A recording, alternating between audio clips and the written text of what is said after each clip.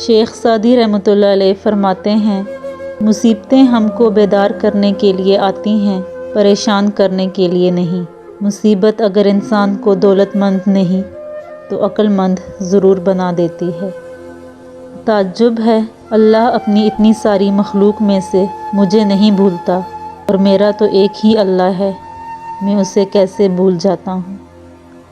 کمزور دشمن جو اطاعت قبول کرے اور دوست بن جائے، اس کا مقصد اس کے سوا اور کچھ نہیں ہوتا کہ وہ ایک زبردست دشمن بننا چاہتا ہے۔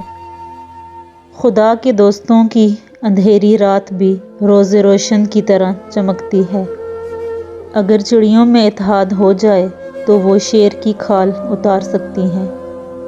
نادان ڈھول کی مانند ہوتا ہے، بلند آواز ہوتا ہے مگر اندر سے خالی ہوتا ہے۔ تم کس دنیا پر فخر کرتے ہو جس کا بہترین مشروب مکھی کا تھوک یعنی شہد ہے اور بہترین لباس کیڑے کا تھوک یعنی ریشم ہے؟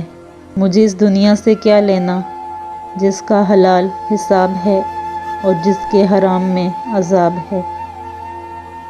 جب آپ عروج پر ہوتے ہیں تو آپ کے دوستوں کو پتہ چلتا ہے کہ آپ کون ہیں، اور جب آپ زوال پر ہوتے ہیں تو آپ کو پتہ چلتا ہے کہ دوست کون ہیں۔ اچھی عادت کی نیک اور پارسا عورت اگر فقیر کے گھر میں بھی ہو تو اسے بادشاہ بنا دیتی ہے۔ اپنے سے اچھے کو تلاش کر، اپنے جیسے کے ساتھ تو عمر ضائع کرے گا۔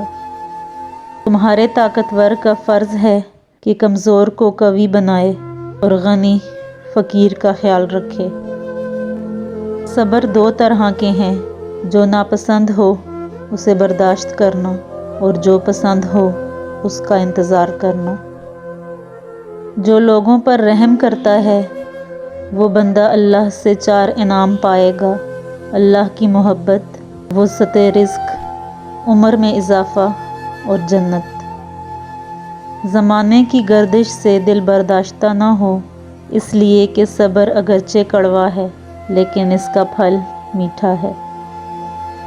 آپ کے اخلاق کی قدر بھی لوگ اس وقت کرتے ہیں جب آپ کے پاس دولت اور طاقت ہو، ورنہ غریب تو کتنا ہی خوش اخلاق کیوں نہ ہو، لوگ اس کے اخلاق کو اس کی مجبوری سمجھتے ہیں۔ مظلوم کی تکلیف تو چند ساعت کی ہوتی ہے مگر ظالم ابدی مصیبت میں مبتلا ہو جاتا ہے۔ اپنی زبان کو کسی کے عیبوں سے آلودہ نہ کرو، کیونکہ عیب تمہارے بھی ہیں اور زبانیں دوسرے لوگوں کے پاس بھی۔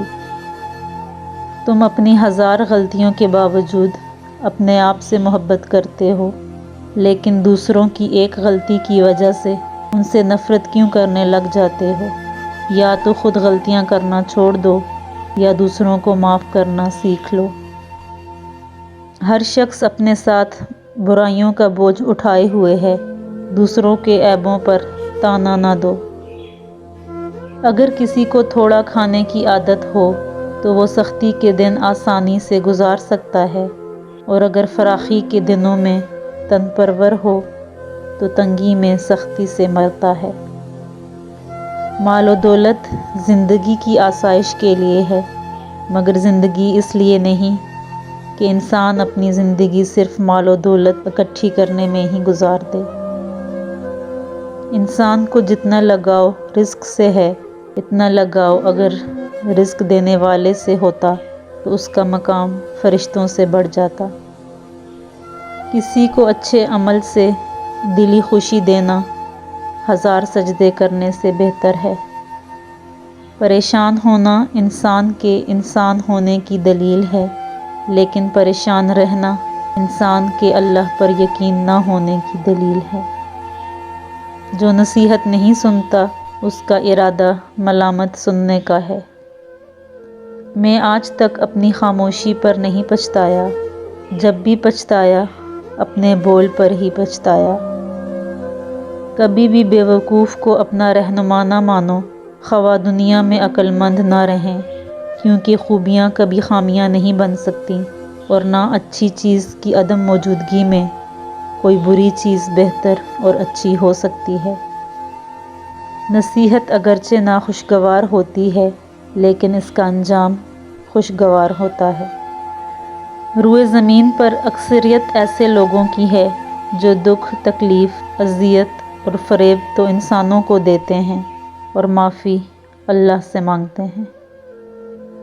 جب تم مجھ میں کوئی عیب دیکھو تو مجھ سے کہو، کسی اور سے نہیں، کیونکہ اس عیب کو میں ہی بدل سکتا ہوں۔ مجھ سے کہو گے تو نصیحت کہلائے گی اور اجر لکھا جائے گا، کسی اور سے کہو گے تو غیبت کہلائے گی اور گناہ لکھا جائے گا۔